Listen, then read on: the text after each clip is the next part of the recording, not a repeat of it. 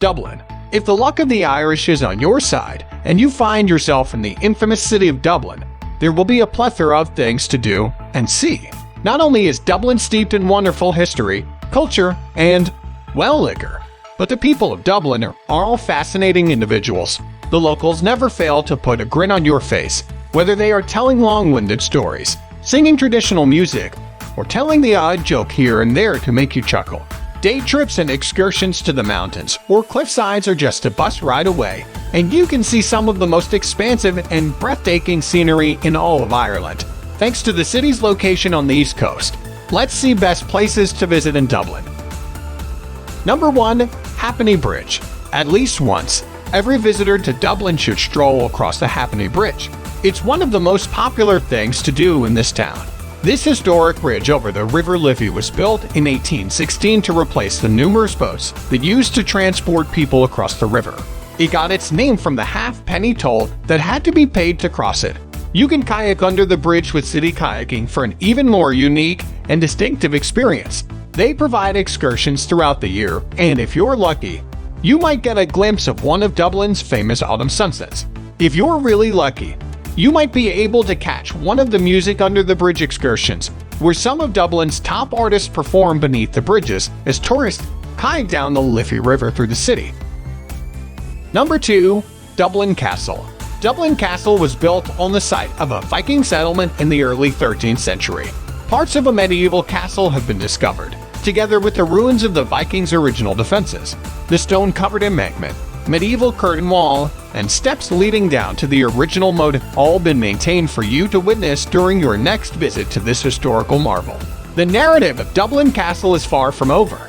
It served as the British administration's headquarters in Ireland prior to the 1916 uprising. Following Ireland's independence in 1922, Dublin Castle was handed over to the new Irish government and opened to the public for tours. Number 3. Phoenix Park.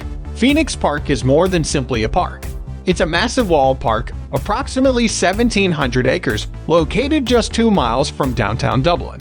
In fact, it is home to the Dublin Zoo, a sports field, the Wellington Monument, and both the presidential and U.S. ambassadors' residences, in addition to the extensive stretches of green and a myriad of amazing trees and flora. You could easily spend a full day relaxing, visiting, or simply strolling the grounds with so much to do and see. Number 4. St. Patrick's Cathedral. St. Patrick's Cathedral, dubbed the largest church in Ireland, is really one of 2 cathedrals built on Dublin soil. When it comes to tourists, however, St. Patrick's Cathedral remains the most popular of the 2. The cathedral, which dates back to 1191, is steeped in almost 800 years of Irish history and culture. Its beauty can be seen both inside and out, making it a spectacular architectural marvel. Jonathan Swift, author of Gulliver's Travels and Dean of the Cathedral, is also buried there. Number 5. Cliffs of Moher. Come see Ireland's crown gem, the stunning Cliffs of Moher.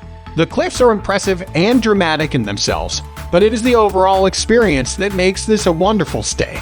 You'll want to take a detour to see Ireland's greatest attraction, which includes bird life and gorgeous sea views. The Cliffs of Moher are a significant component of Ireland's coastline environment. Their height and length, as well as a precipitous plunge into the sea below and rugged rock formations, distinguish them. Sea stacks, caverns, and other coastal formations may be seen from the top. The Brandon Sea Stack, which reaches 67 meters, 220 ft tall, is a highlight. It was previously a part of the cliffs, but erosion caused it to be separated. The cliffs are part of the UNESCO Global Geopark of the Burren and Cliffs of Moher, which promotes sustainable tourism. Number 6. St. Stephen's Green. St. Stephen's Green Park is a little slice of heaven in the heart of Dublin, and the ideal place to escape the city's hustle and bustle.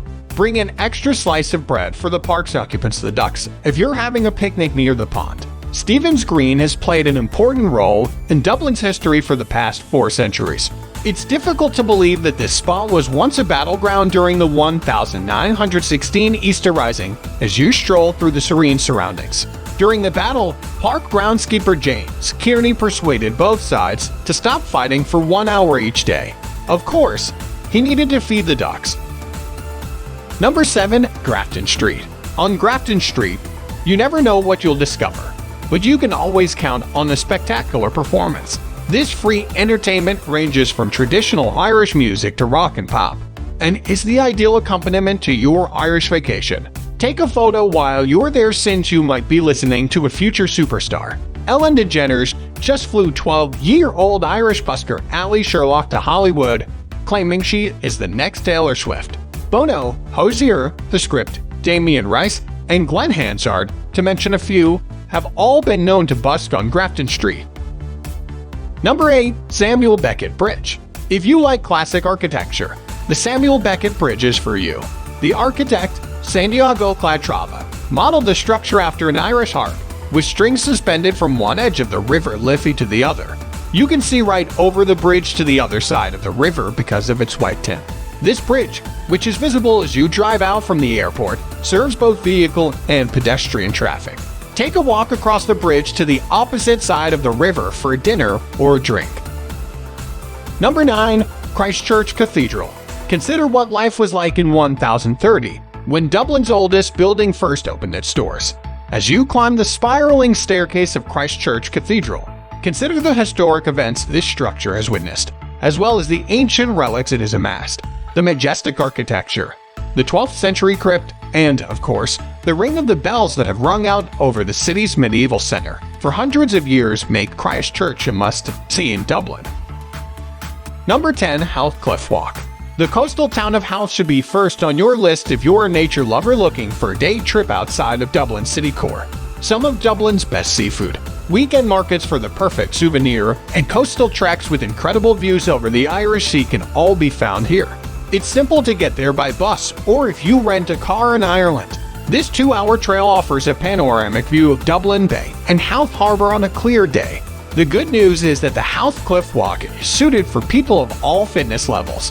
Just make sure the weather isn't too blustery. If you prefer to join a group, there are also guided walking excursions available.